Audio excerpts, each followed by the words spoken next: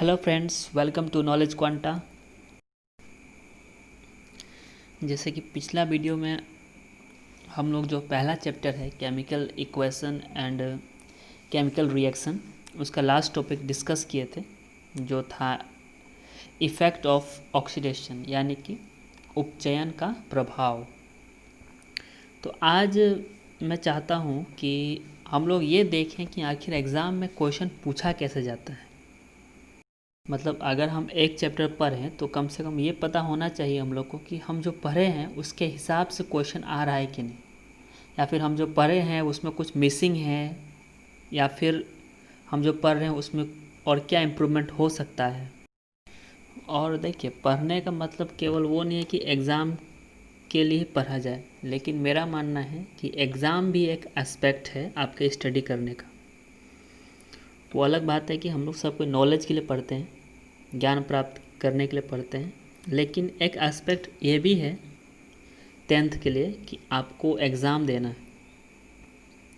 तो क्यों ना हम वैसे पढ़ें कि हर तरह से काम चले, आपका नॉलेज भी बढ़े और आपको एग्ज़ाम में भी हेल्प मिले। तो इसी के लिए हम आज आप लोग के लिए 2020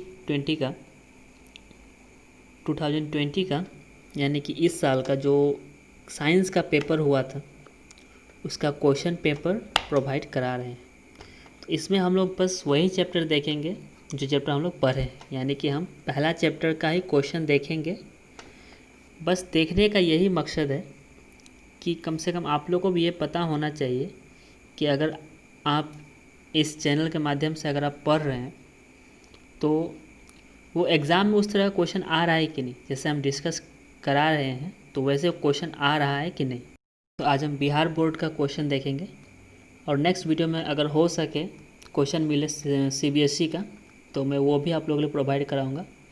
देखिए, क्वेश्चन सीबीएसई का हो या बिहार बोर्ड का हो, क्वेश्चन क्वेश्चन होता है, बस थोड़ा पैटर्न में फ़र्क है।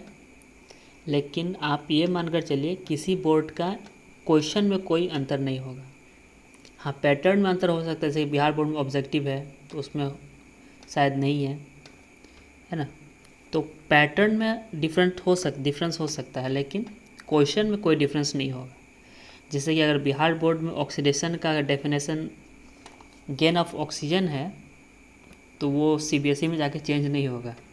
ठीक है, तो आज हम डिस्कस करेंगे बिहार बोर्ड का 2020 का क्वेश्चन जो इस बार पूछा गया था साइंस में। लेकिन बस ध्यान रखिएगा कि हम इस बार इस वीडियो में बस वही टॉपिक डिस्कस कर रहे हैं जो हम लोग अभी तक पढ़े हैं। ठीक है, तो वीडियो का पूरा देखिएगा। और आपको जैसे कि आप लोग एग्ज़ाम दीजिएगा इस बार, खासकर बिहार बोर्ड के जो स्टूडेंट्स हैं, तो उनको कम से कम ये पता होना चाहिए कि आखिर आपके एग्ज़ाम में पैटर्न क्या है बिहार बोर्ड का, कितना ऑब्जेक्टिव है, कितना सब्जेक्टिव है, कितना कितना नंबर का क्वेश्चन है। तो हम चलिए आज वही देखेंगे। वीडियो का पूरा देखिएगा ताकि आपको पूरी तरह समझ में आ सके कि बिहार बोर्ड में आखिर क्वेश्चन पूछा कैसे जाता है। क्योंकि अगर आपको एग्ज़ाम देना है तो पहले उसके बारे में पता होना पड़ेगा कि आखिर एग्ज़ाम में क्वेश्चन पूछता कैसे है। तो चलिए वीडियो को स्टार्ट करते हैं। तो जैसे कि आप लोग यहाँ पर देख रहे हैं, ये बिहार बोर्ड का इस बार का क्वेश्चन पेपर है 2020 साइंस। इसमें आपको टोटल 76 क्वेश्चन पूछा गया है। टोटल क्वेश्चन नंबर 76 है, इसमें 48 और 28। देखिए, अब 48 क्या है इसमें, और फुल मार्क है 80, और आपका समय अलॉटेड है, टाइम अलॉटेड टाइम है 2 आवर एंड 45 मिनट। तो ये आपको बिहार बोर्ड का पैटर्न है। देखिए यहाँ पर सेक्शन, दो सेक्शन है, ए और बी। ए के लिए है 48 क्वेश्चन, बी के लिए है 28 क्वेश्चन। इस 48 क्वेश्चन में आपको 40 क्वेश्चन का आंसर देना है और इस 28 में 28 का आंसर देना है। ये जो पोर्शन है आपको, ये है ऑप्शनल यानी कि ऑब्जेक्टिव। ये ऑब्जेक्टिव टाइप है, इसमें आपको केवल रंगना होता है। आपको 48 क्वेश्चन में केवल 40 क्वेश्चन को ही रंगना है, और जो सेकेंड सेक्शन है वो रिटन है, सब्जेक्टिव है, जिसमें आपको लिखना पड़ेगा। चलिए अब हम क्वेश्चन पेपर पे चलते हैं। तो क्वेश्चन पेपर में हम बस यही फोकस करेंगे इस वीडियो में कि पहला चैप्टर से केमिस्ट्री का क्या क्या क्वेश्चन पूछा गया है। हम अलग चैप्टर के बारे में कोई डिस्कशन नहीं करेंगे। तो चलिए देखते हैं पहला क्वेश्चन क्या है। पहला क्वेश्चन तो इसमें से कोई नहीं है, जैसा फिजिक्स का क्वेश्चन है।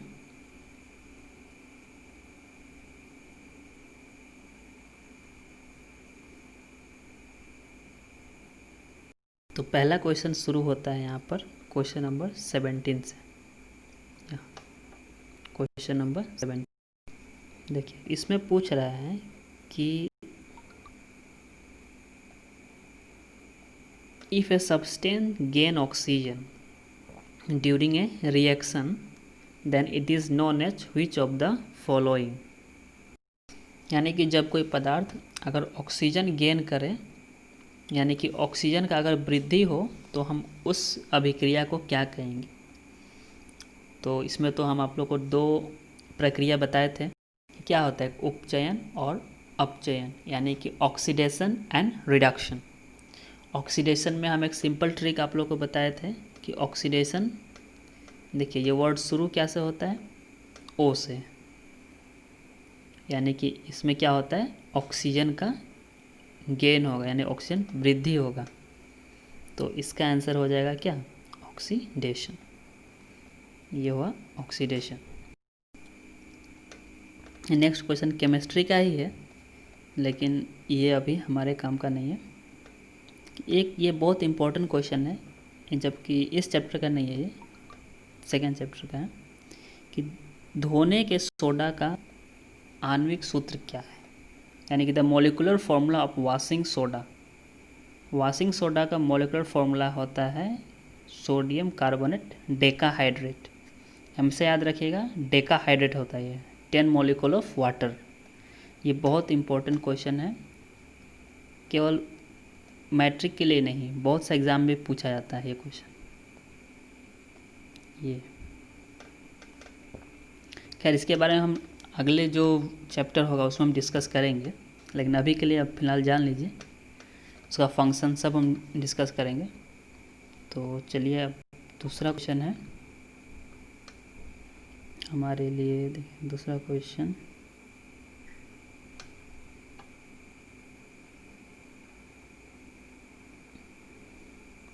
बस हमको क्वेश्चन ढूंढना है इसी चैप्टर का।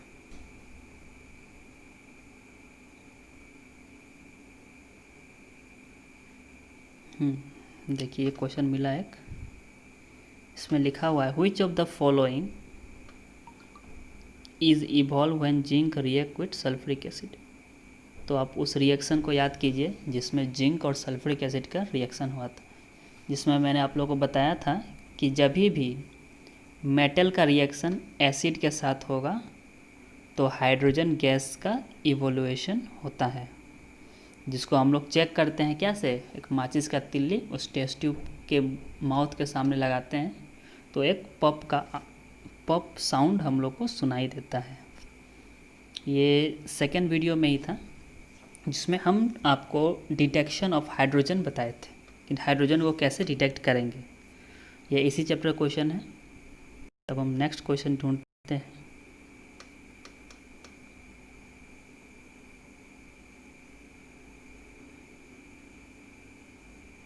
देखिए यहाँ पर पूछा हुआ है कि कार्बन का परमाणु संख्या, तो उस जो ट्रिक आप लोग लिखवाए थे केमिकल एलिमेंट याद करने के लिए, कार्बन का परमाणु संख्या यानी एटॉमिक नंबर कितना है 6, बस इसका आंसर हो गया 6। The atomic number of carbon is 6। देखिए मुझे एक कमेंट आया था जिसमें मैं सबसे पहले उनको थैंक यू कहना चाहता हूँ कि उन्होंने कहा था कि आपका वीडियो जो है ज़्यादा हिंदी में हो जा रहा है। देखिए मैं तो कोशिश करता हूँ कि जो है वीडियो बाईलैंग्वेज हो, जबकि मैं खुद मैं इंग्लिश ही प्रीफर करता हूँ, लेकिन मैं चाहता हूँ कि बहुत से बच्चे हैं जिसको इंग्लिश में प्रॉब्लम होता है, तो उनके लिए मैं हिंदी में वीडियो बाईलैंग्वेज वीडियो कर रहा हूँ। लेकिन वो कभी कभी हो जाता है कि कोई लैंग्वेज ज़्यादा हो जाता है, तो मैं इस चीज़ का ध्यान रखूँगा। लेकिन मैं फिर से, जिन्होंने ये कमेंट किया है, मैं फिर से उनको थैंक यू कहना चाहता हूँ, ताकि इसको मैं इम्प्रूव करना चाहता हूँ इसको, कि आखिर वीडियो जो है कोई ऐसा ना लगे कि केवल एक ही मीडियम के बच्चे देखें। ठीक है, आप लोगों को भी ऐसा लगे तो ज़रूर कमेंट कीजिएगा। तो खैर चलिए हम नेक्स्ट क्वेश्चन की ओर चलते हैं, जिसमें देखिए हम बस वही देखेंगे जो हमारे काम का चाहिए। अभी तक 3 क्वेश्चन मिला है।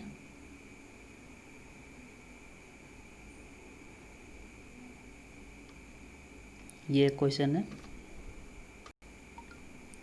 Which of the following method is suitable for preventing an iron frying pan from rusting.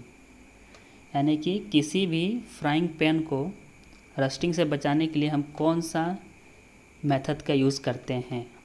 तो मैंने आप लोगों को एक वर्ड बताया था, इफ़ेक्ट ऑफ ऑक्सीडेशन में आप लोग को याद होगा गैल्वेनाइजेशन।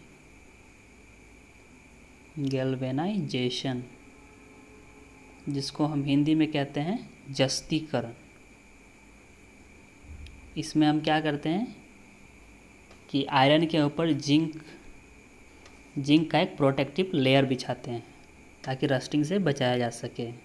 तो गैल्वेनाइजेशन में यूज़ किया जाता है जिंक मेटल का। तो चलिए हम इसमें देखते हैं कि क्या है, applying A coating of zinc, यानी कि जिंक के परत चढ़ाकर। चलिए 4 क्वेश्चन मिला। नेक्स्ट क्वेश्चन देखते हैं, और कोई क्वेश्चन है इसमें।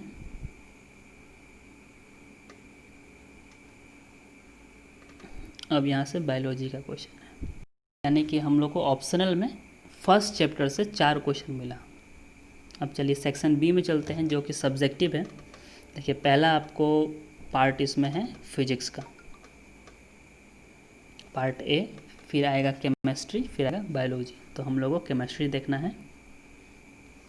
तो चलिए केमिस्ट्री में देखते हैं।